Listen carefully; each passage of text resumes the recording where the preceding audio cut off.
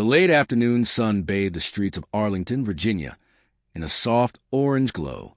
Marcus Daniels, a tall, sharply dressed black man in his early 40s, was driving home in his black Cadillac Escalade.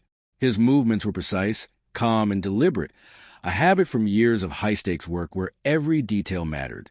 Marcus wasn't just any man heading home after work. He was a special agent with the United States Secret Service, assigned to the Presidential Protective Division. That meant when the president moved, Marcus was off in the quiet shadow, ensuring nothing went wrong. But today, he wasn't in his armored motorcade or wearing an earpiece. He was just a man in a suit, headed back to his wife and teenage daughter after a long day. As he approached an intersection, Marcus noticed a police cruiser make a sudden U-turn behind him. The flashing blue and red lights activated almost immediately. Marcus's heart didn't race. Years of field work had taught him to stay calm, but there was a subtle, familiar heaviness in his chest. He'd experienced enough racial profiling to know what was about to happen. He pulled over, rolling down his window, hands visible on the steering wheel. The exact protocol he taught civilians when giving talks about traffic stops. A white officer, mid-30s, stocky build, stormed toward the driver's side. His hand hovered close to his holster weapon, posture rigid with an authority that screamed overcompensation. License and registration. Step out of the vehicle. The cop barked before Marcus could even greet him. Marcus kept his voice even. Officer, is there a reason you stopped me? I'll ask the questions here. The cop snapped. We got a report of a stolen vehicle matching this description. Now step out before I pull you out. Marcus's eyes narrowed slightly. The Escalade was his, paid for in full. The license plate was registered to his name. He knew there was no report. This was phishing. Still, he opened the door slowly and stepped out, keeping his hands visible. Years of training told him that anything else could be interpreted the wrong way. The officer gave Marcus a once-over, eyes pausing on his expensive watch and tailored suit. Nice ride. Didn't think someone like you would be driving it unless it was stolen, the cop muttered. Marcus's jaw tightened, but he stayed silent. The cop ordered him to place his hands on the hood while he ran the plates. A second cruiser pulled up, and another officer joined in, both now talking over Marcus as if he wasn't there. One of them opened the driver's door and began rifling through the center console. That was enough. Marcus reached into his inside jacket pocket, slowly, deliberately, and pulled out a black leather wallet. Inside was a golden badge with the words United States Secret Service engraved on it. Alongside it was his federal ID with his photo and clearance level. The cop froze. His face drained of color. Why, your Secret Service? He stammered. Marcus stepped forward, his voice low but sharp. And you just illegally searched a federal agent's vehicle, detained him without cause, and made racially charged comments in the process. The officer's mouth opened, then closed. He suddenly looked very small. Marcus wasn't done. Here's the thing, officer. I know the law better than you do, and I also know exactly how to file the kind of report that ends careers.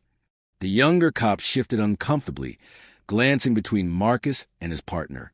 The street had grown quieter. A neighbor was filming from across the road.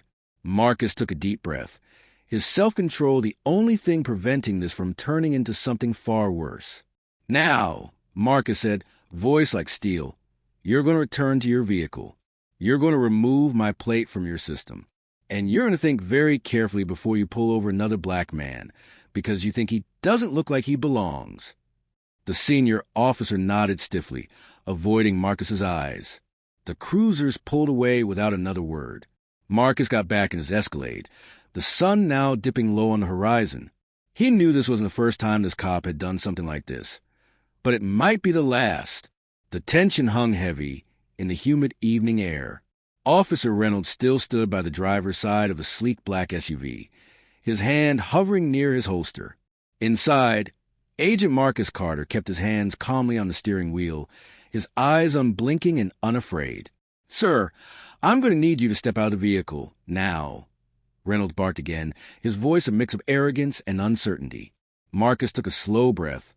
Before I do that, officer, he said in a steady, authoritative tone, You might want to call your supervisor." Reynolds scoffed. "Why? So you can waste more of my time? I don't need permission to handle a car theft in progress." Marcus tilted his head slightly, his eyes locking on Reynolds with the kind of stare that could cut through steel. "If you truly believe this is a car theft," Marcus replied, "you're about to make the most career-ending mistake of your life." For a second, Reynolds faltered. His grip on his belt loosened, but his pride pushed him forward. "Step out! Now!" Marcus exhaled, then reached slowly into the inside pocket of his suit jacket. Reynolds' hand twitched toward his holster, but Marcus spoke quickly. "Relax. If you draw that gun, I promise you'll regret it." With deliberate slowness, Marcus produced a leather credential case. He opened it, revealing a gold and blue badge, the unmistakable emblem of the United States Secret Service, alongside his ID card bearing his name and photograph. Reynolds blinked. Confusion etched across his face. "What?" "I am Special Agent Marcus Carter, United States Secret Service." Marcus said evenly, "This vehicle is a federal government-issued transport assigned to me. You just attempted to order a Secret Service agent out of his own car, without probable cause." Reynolds stepped back, his face paling. "Secret Service? Like protecting the president?" Marcus gave a curt nod. "Exactly. And you just interfere with an agent in the middle of an assignment." Suddenly, the voice of a sergeant came from behind. "Reynolds, what's going on here?" Sergeant Miller, a seasoned officer with 2 decades on the force, walked up and froze when he saw Marcus' badge. His eyes widened. "Oh, my God! Agent Carter, I apologize. We had no idea." "You should have," Marcus cut in, his voice still calm but edged with steel. "If your department trained its officers to recognize situations instead of making snap judgments based on skin color, this wouldn't have happened."